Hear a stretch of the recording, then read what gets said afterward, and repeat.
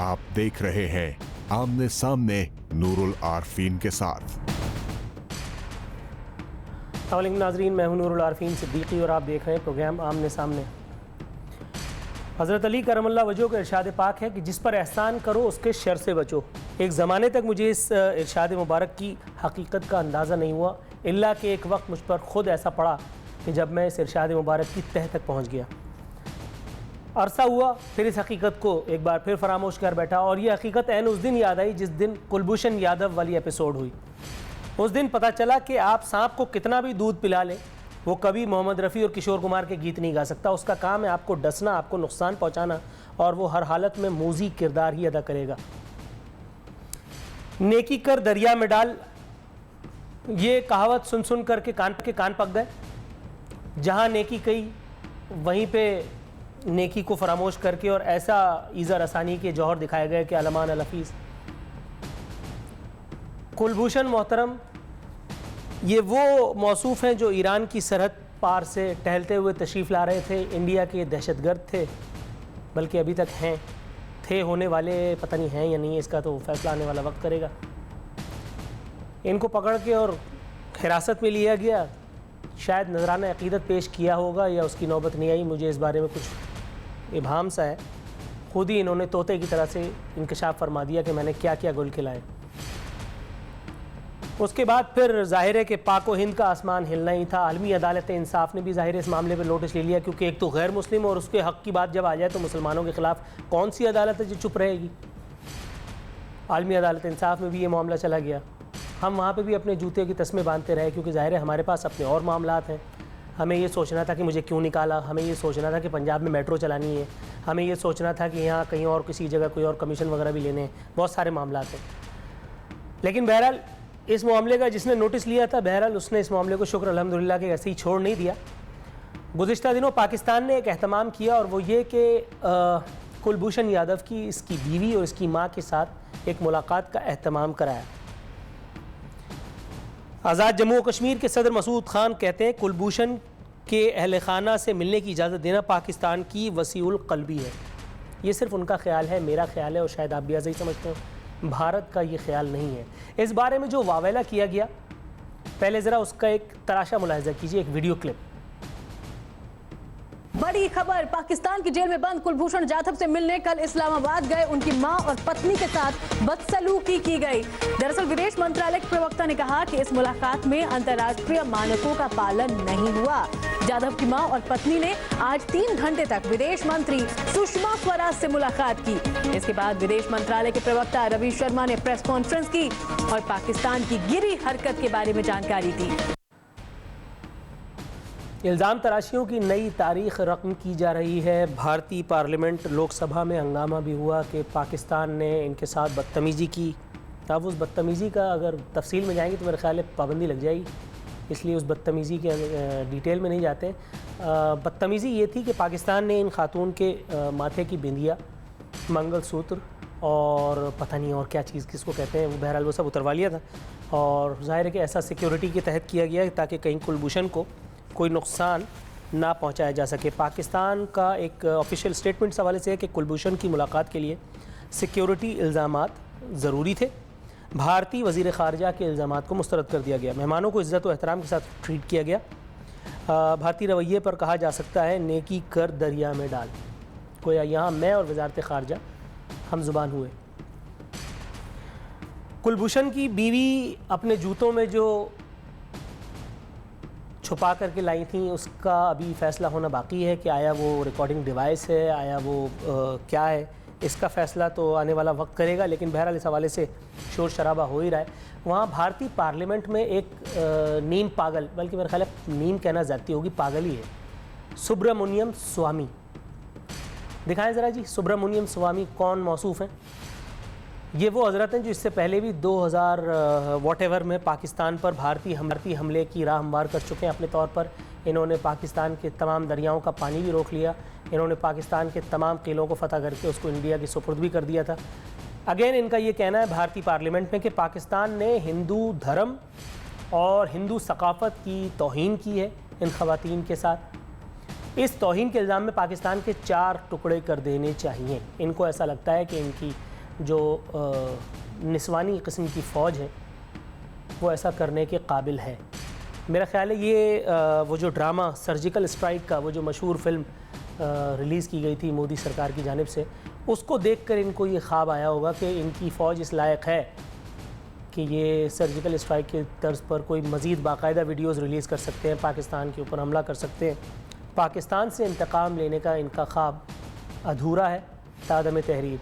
और मुझे लगता है, बल्कि मुझे लगता नहीं, मुझे यकीन है इंशाअल्लाह अज़ीज़ कि ऐसे उल जलूल बेवकूफ़ उन लोगों की मौजूदगी में उनकी इन बातों से पाकिस्तान को तो कोई खैर फ़र्क नहीं पड़ना। हाँ, ये ज़रूर है कि इंडिया की अपनी जगह से इस हवाले से दुनिया भर में बहुत हुई है।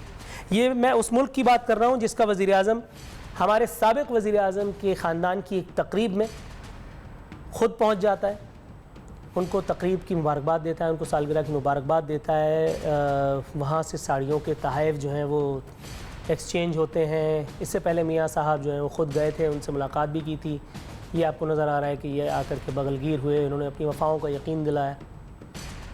इसके बाद फिर इनके एक और मित्र हैं, हिंदी में कहते हैं मित्र, इनके एक और मित्र थे सजन जंदाल। ये सजन जंदाल जो है वो बताया जाता है स्टील टाइकून है। ज़ाहिर है यहाँ मियाँ साहब भी स्टील से इनका तो वाक़ियत बड़ी पुरानी है, तो ये दोस्ती तो खूब पनपनी थी। ये दोस्ती पनपी, खूब पनपी, इससे कता नज़र कि कश्मीर में मासूम कश्मीरियों पर भारतीय अफवाज ने क्या क्या जुल्म के पहाड़ नहीं तोड़े। कश्मीर में आज भी माएँ अपने बच्चों को रो रही हैं, ज़मीन तरस रही है। 2 गज़ ज़मीन बेचारे कश्मीरियों को तदफीन के लिए मुयस्सर नहीं आ रही है। 7 लाख से ज़ायद भारतीय फ़ौज आज भी कश्मीरियों का लहू पूरी क़ुव्वत से निचोड़ रही है। लेकिन हैरत की बात यह है कि मियाँ साहब जो ख़ुद भी कश्मीरी उन नस्ल पाकिस्तानी है, हैरत की बात है कि उनकी आंखों पर न जाने पता नहीं कौन सी पट्टी बंधी हुई थी कि अपने दौरे इक़्तिदार में उन्हें सब कुछ नज़र आया, उन्हें तिजारती फ़ायदा नज़र आया, उन्हें ख़ित्ते का अमन, इस्तेहकाम और वॉट एवर वो जो फ़िल्मी बातें हैं वो सब कुछ नज़र आई। नहीं नज़र आई तो पैलेट गन्स का इस्तेमाल नज़र आया मासूम कश्मीरियों पर, उन बच्चों पर, उन बूढ़ों पर, उन जवानों पर जिनके ख़िलाफ़ भारतीय सूरमाओं ने पैलेट गन्स इस्तेमाल की। अब ये बहुत ही एक अफसोसनाक मामला था, लेकिन बहरहाल इसके बावजूद भी पाकिस्तान ने इंसानी हमदर्दी के तहत, इंसानी हमदर्दी के जज्बे के तहत कुलभूषण मरहूम के अहल खाना, मरहूम हुए नहीं, हो जाएंगे अल्लाह ने चाहा, उनके अहल खाना की मुलाकात का ये प्रबंध किया, यानी बंदोबस्त किया। अगले सेगमेंट में हम बात करेंगे कि कुलभूषण से इसकी फ़ैमिली की मुलाकात पर पाकिस्तान के ख़िलाफ़ ये जो प्रोपेगेंडा हो रहा है, इंडियन मीडिया इसमें क्यों इतना ज़्यादा बढ़ चढ़ के हिस्सा ले रहा है, इंडियन मीडिया की कौन कौन सी हस्तियां हैं जो बज़ाहिर तो तालीम याफ्ता हैं, लेकिन उनका बिहेवियर देख करके अल्हम्दुलिल्लाह रूए ज़मीन पर कोई एक आदमी भी ये नहीं कह सकता कि इन्होंने मैट्रिक भी पास किया होगा। अगले सेगमेंट में जब मैं आऊँगा तो मैं दिखाऊँगा, डिटेल्ड पोस्टमार्टम करेंगे इंडियन मीडिया से ताल्लुक़ रखने वाली एक ऐसी बड़ी हस्ती का जिसके बारे में लोग, किसी ने शायद कुछ कहा था कि शायद मैं भी उससे रिजेंबल करता हूँ, लेकिन आज, पहले भी मुझे उस रिजेंबलेंस पे एतराज़ था, लेकिन आज उस रिजेंबलेंस को कतई किसी तौर पर खातिर मना लाते हुए अल्लाह और उसके रसूल ने चाहा इंशाअल्लाह ताला तो उनका ऐसा पोस्टमार्टम करूँगा, फील्ड छोड़ना तो दरकिनार, इंशाअल्लाह ताला पाकिस्तान के किसी चैनल पे आकर के या अपने किसी चैनल पे बैठने से पहले अपने तौर पर मैं ये यकीन करूँगा कि ये इस किस्म का जहर उगलने से पहले 10 दफ़ा सोचें कि ये किसके बारे में बात कर रहे हैं। यहाँ वक्त हुआ प्रोग्राम में एक मुख्तसर से कमर्शियल ब्रेक का, ब्रेक से वापस आएंगे तो सरकार हिंद और उससे भी पहले हिंद के मीडिया का पोस्टमार्टम करेंगे। यहाँ वक्त हुआ है ब्रेक का।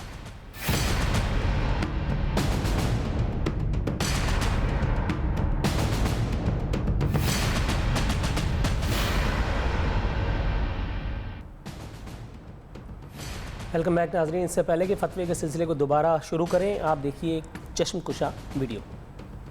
Kulbhushan Jadhav met his distraught and distressed family in Islamabad after 21 long months. Pakistan called it a positive and humanitarian gesture, but that was far from reality. No physical contact allowed for a mother who met her son after almost 2 years. No time for a wife to have a private moment with her husband. कैसे बड़े बड़े जाहिल इस कौम ने पैदा किए हैं। No physical contact allowed for a mother who met her son after 2 years। जैसे जिहाद करने निकला था बेचारा, या कोई सौदा सल्फ लेने गया था और पाकिस्तान ने इसको अगवा कर लिया। ये जो गोल खिला चुका है, इसके बाद तो इंडिया को इसको डिसोन करना चाहिए था। और उसके लिए इस किस्म की जो है वो ज़मीन आसमान के खुलाबे मिला जा रहे हैं कि एक माँ अपने बच्चे से फिजिकल कांटेक्ट हो। भाई इंसान हो, कौन हो तुम लोग? अच्छा, अब अगली बात सुनिए। No time for a wife to have a private movement with her husband. अब क्या लव लेटर लिखना था एक दूसरे को? गले में हाथ डाल करके मोहम्मद रफ़ी का, किशोर का गाना सुनाना था? और भाई क्या रोमांटिक फिल्म बनवाने के लिए बुलाया था इन लोगों को? ये किस किस्म के पागल लोग हैं? वो तो शुक्र है मेरे हाथ में एटमी बटन नहीं है, वरना इस प्रोग्राम के दौरान तो दबा देता था मैं। ये तो पागलों का टोला है। अच्छा, अभी आपको यकीन नहीं आ रहा ना? मुलाहिजा कीजिए, इंडिया के सबसे बड़े पागल, इंडियन मीडिया के सबसे बड़े पागल, टाई वाला पागल अर्नब गोस्वामी की एक झलक। चला जी। Pakistan put a glass wall today between Kulbhushan Jadhav and his wife and his mother at the meeting that happened on their territory. Ladies and gentlemen, if you go through the details of what happened today, it is almost unbelievable. They told his mother and they told his wife that he would meet them freely. But then at the last minute, they decided for their own reasons and out of their own volition that there would be no such meeting. They decided to put ISI people in during the meeting. And then they paid some fraud doctor from Dubai a lot of money to put out a fake report about his physical condition.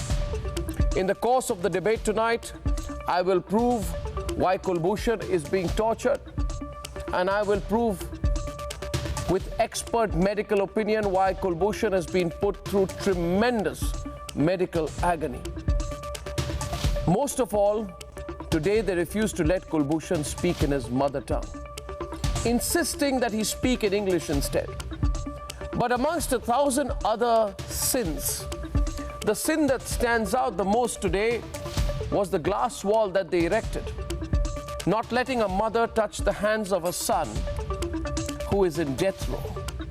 That glass wall is a wall of deceit, a wall of falsehood, a glass wall of lies, and an absence of transparency.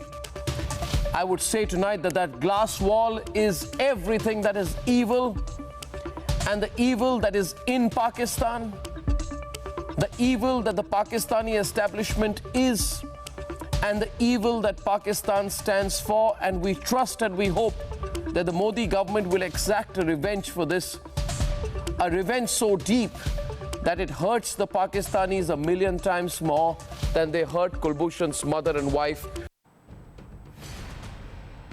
जाहिल भी लाखों रुपए कमा रहे हैं। देखिए क्या अल्लाह की शान है। 3-4 पॉइंट्स इन्होंने उठाए कि मीटिंग में ISI ऑफिशियल क्यों था। इससे पूछिए KMC वाले वहां मौजूद होंगे।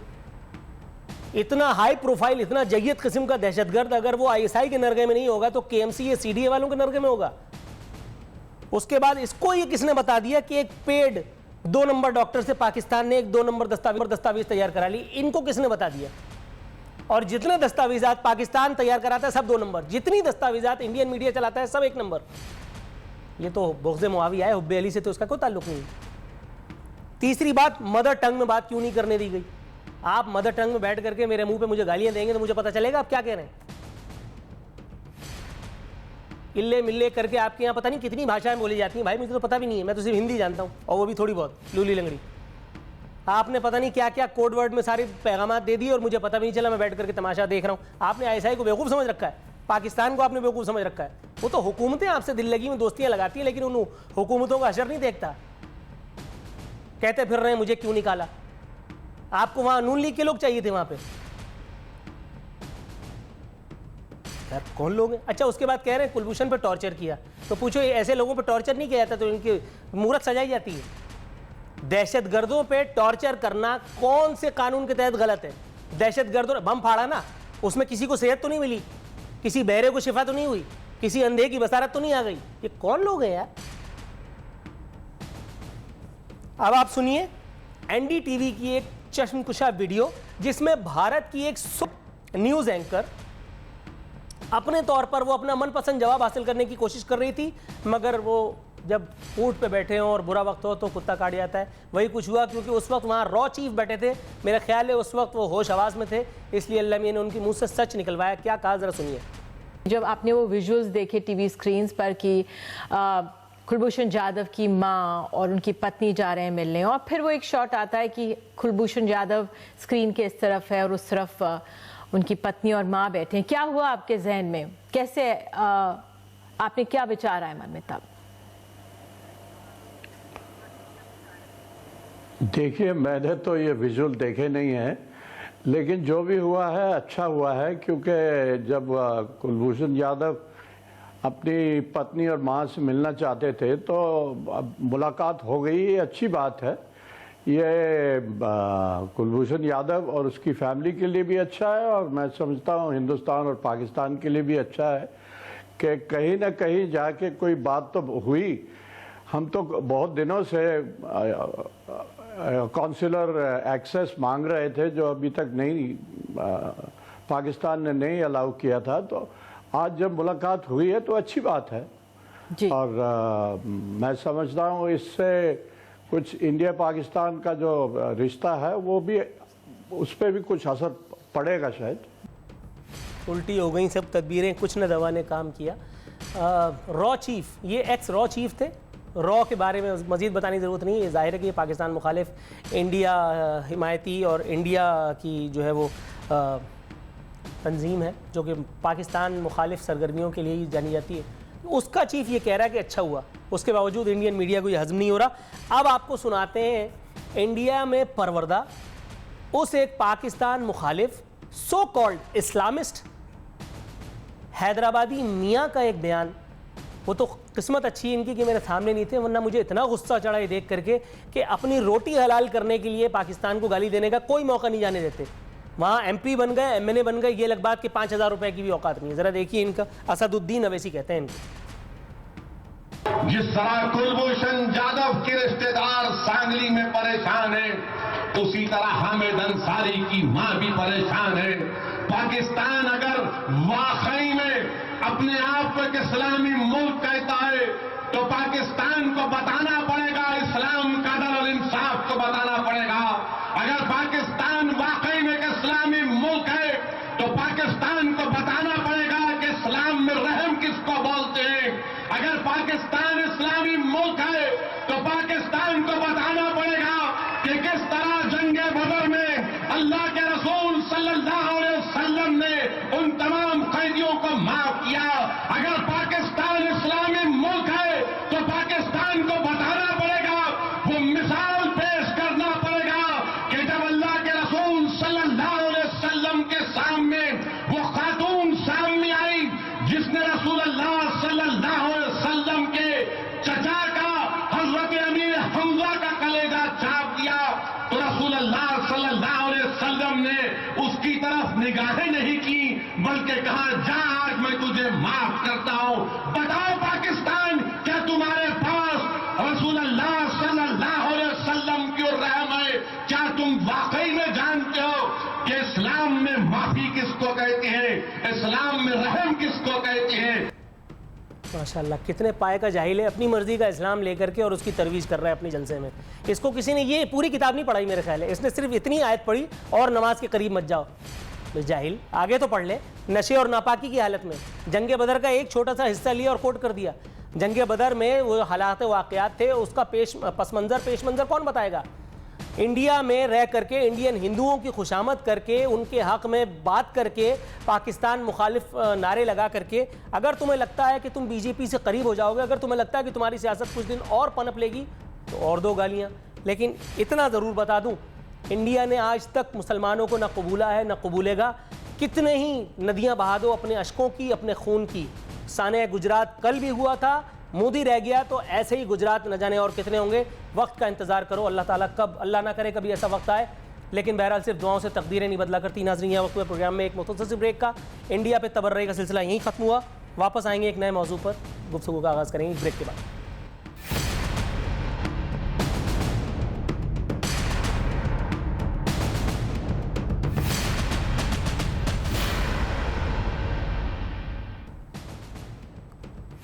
वेलकम बैक नाजरीन। प्रोग्राम के अख्तामी मरहले में बात करेंगे बेनज़ीर मर्डर को 10 बरस हो गए। आज एक बरस और बीत गया उसके बगैर। 10 बरसों में हमने क्या खोया क्या पाया। पाया तो कुछ भी नहीं, मेरा ख्याल है सब कुछ खो दिया। बेनज़ीर साहिबा गई सो गई, लेकिन उस दिन जो कुछ भी कराची में और सिंध में और पाकिस्तान में हुआ, क्या वो सब कुछ होना चाहिए था? सरकारी अमलाक, निजी अमलाक, सबका सत्यानाश कर दिया गया। गुस्सा था इस बात पर कि बेनज़ीर साहिबा का असैसिनेशन हुआ।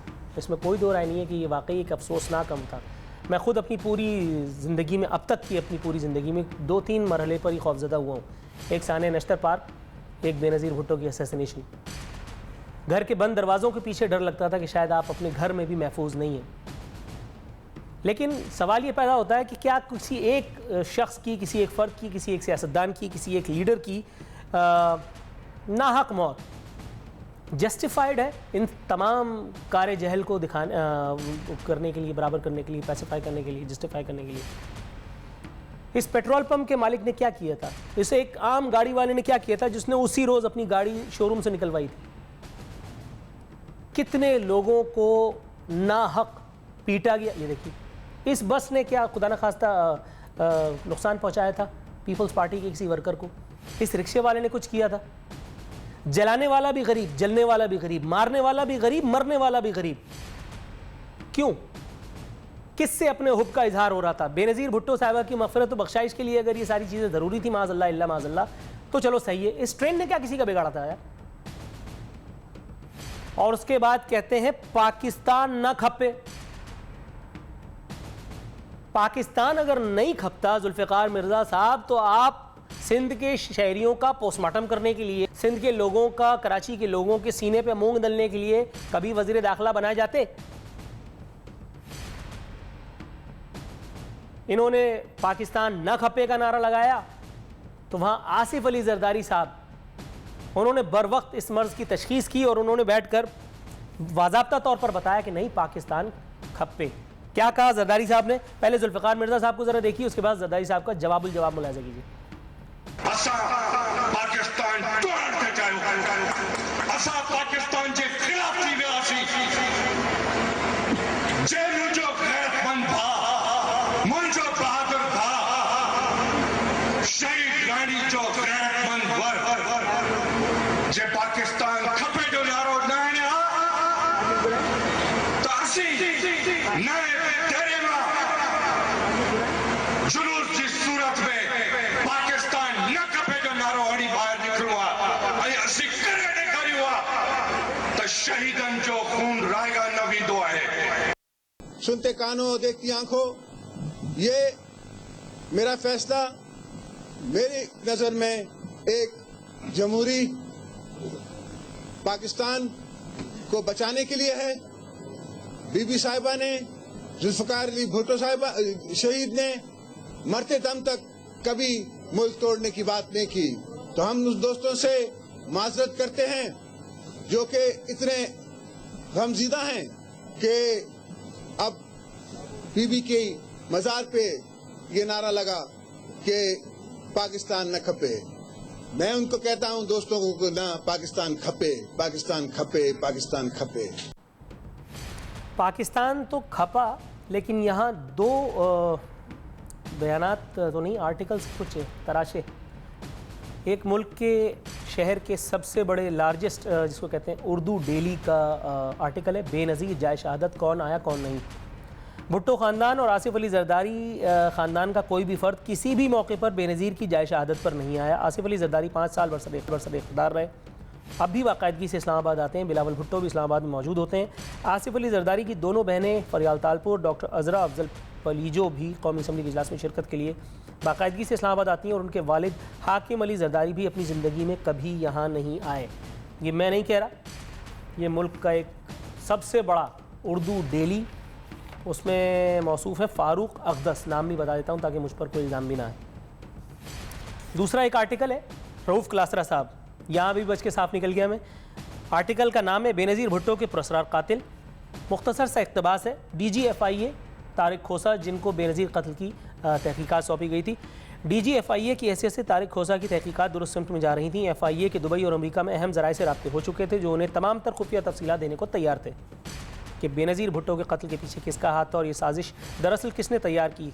FIA की 3 टीमें बनाई गई थी, 2 ने अमेरिका, दुबई और तीसरी टीम को एक मदरसे में भेजा जाना था जहां बेनज़ीर के कातिलों ने रावलपिंडी आने से कबल रात गुजारी। तारिक खोसा लिखते हैं कि जो ही पीपल्स पार्टी हुकूमत को पता चला 3 टीमें तैयार होकर अमेरिका, दुबई और अकोड़ा खटक जा रही हैं तो उन्हें DG FIA के ओहदे से हटा दिया गया। तारिक खोसा आज तक हैरान हैं कि जब वो बेनज़ीर भुट्टो के कत्ल की साजिश के बिल्कुल करीब पहुंच गए थे तो उन्हें पीपल्स पार्टी हुकूमत ने क्यों हटा दिया। इन दोनों मज़ामीन पर किसी तबसरे के बगैर आपकी सोच को खुद दावत फ़िक्र देता हूँ। हर साल जुल्फ़िकार अली भुट्टो की मरकज़ के पास बेनज़ीर भुट्टो की जो कब्र है वहाँ एक मेला सा होता है, वहाँ एक जम्मे गफ़ीर होता है, अवाम का खिताबात होते हैं। इस साल भी ऐसे ही कुछ हुआ। बिलावल साहब ने यहाँ पर खिताबत के जौहर दिखाए, जरा देखिए जोश खिताबत में क्या फरमा गए। या अल्लाह किरामत कर दे, बीबी शहीद को जिंदा कर दे। कातिल कातिल मुशर्रफ कातिल, कातिल कातिल कातिल कातिल कातिल कातिल कातिल कातिल। ये करामत अल्लाह मियां ने आज तक किसी नबी पैगंबर पे तो की नहीं, तो बेनज़ीर साहिबा पे कैसे करती है। ये इसका जवाब बिलावल भुट्टो ज़रदारी पे उधार रहा।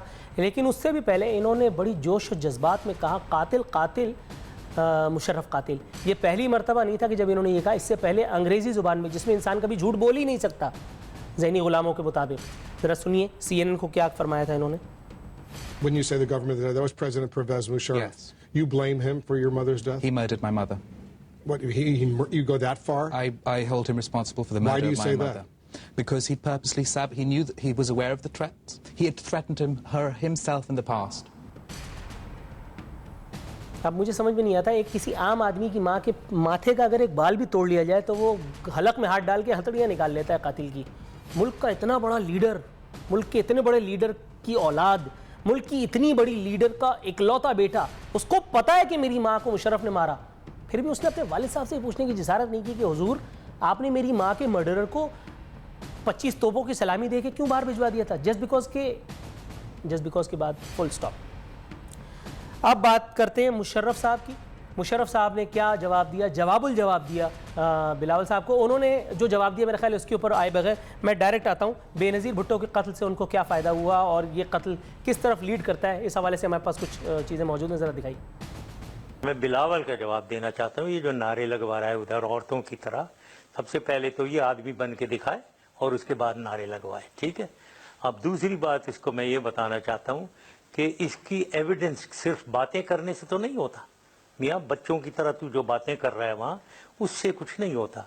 एविडेंस बेनज़ीर आई है 2 घंटे के लिए वहाँ जलसे में लियाकत बाग में जलसा किया है, उसके बाद क्राउड के थ्रू होते हुए गई है और गाड़ी में बैठी है बॉम्ब प्रूफ और बिल्कुल सेफ। उसके अंदर जो 5 और लोग बैठे हुए थे उनके तो बाल भी नहीं हिलाए बिल्कुल। तो सवाल ये पैदा होता, अब आता है एविडेंस आती है। और एविडेंस में सबसे पहली चीज़ कि बेनिफिशियरी कौन है, कौन किसको फ़ायदा किसको हुआ सबसे ज़्यादा। मुझे तो कोई फ़ायदा नहीं हुआ। ये जो गाड़ी थी इनकी बॉम्ब प्रूफ, जो कि बाहर की बनी हुई A1 बॉम्ब प्रूफ गाड़ी इनको मिली हुई, उसके छत पे वो जो कहते हैं ना कोटली लोहारा से छत कटवा कर ना उसका हैच बना दिया उठाकर। ये किसने इनको एडवाइस दी है? किस बेवकूफ़ आदमी ने इसको 3 दफ़ा टेलीफोन किया है बेनज़ीर को कि वो छत से निकले और लोगों को हाथ हिलाया और उनको वेलकम करे वगैरह। ये भी हुआ। बयान तवील है, प्रोग्राम की ड्यूरेशन इतनी नहीं है कि हम इसको अफोर्ड कर सकें, लेकिन बहरहाल मुशर्रफ साहब ने यहाँ जो कुछ भी कहा, शायद उनकी बातों में किसी न किसी हद तक वज़न ज़रूर है, या शायद ये आर्टिकल पढ़ने के बाद मैं कुछ गुमराह सा हो गया हूँ। पीपल्स पार्टी से इल्तमास है कि मेरी इस गलतफहमी को या आवाम की इस गलतफहमी को, मुशर्रफ साहब की नहीं, he is not that much important, दूर फरमाए, माज़रत के साथ दूर फरमाए अपने अमल से, अपने गुफ्तार से, अपने किरदार से। इसी के साथ हमारे प्रोग्राम का वक्त खत्म होता है। नूरुल आरफीन सिद्दीकी और हमने सामने की टीम को इजाज़त दीजिए। फ़ी अमान अल्लाह।